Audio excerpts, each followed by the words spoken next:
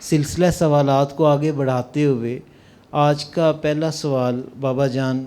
آپ کی خدمت میں یہ عرض ہے کہ یہ رہنمائی فرمائیں کہ اگر کسی کو سحری کا وقت ختم ہونے کے چند منٹ بعد بعض احباب کو یہ معاملہ ہوتا ہے کہ ایک کھٹی ڈکار ان کو محسوس ہوتی ہے جس کی وجہ سے حلق میں پانی محسوس ہوا لیکن وہ حلق میں پانی واپس چلا گیا، تو کیا ایسی صورت میں روزہ ٹوٹ جائے گا؟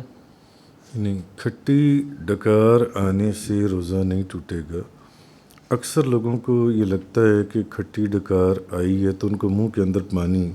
حلق کے اندر جن سے ان کو پانی محسوس ہوتا ہے جن سے، تو وہ پانی جن سے حلق تک آ جاتا ہے، تو بعض لوگ یہ سمجھتے ہیں کہ شاید اس سے روزہ ٹوٹ گیا۔ اگرچہ وہ پانی واپس بھی لوٹ جائے، حلق تک جو آیا ہے وہ واپس بھی لوٹ جائے، تب بھی جون سے روزہ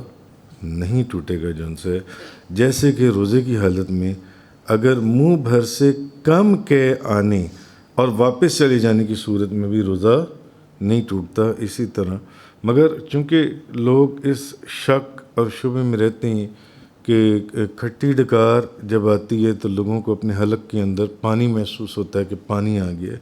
تو اس پانی سے روزہ نہیں ٹوٹتا،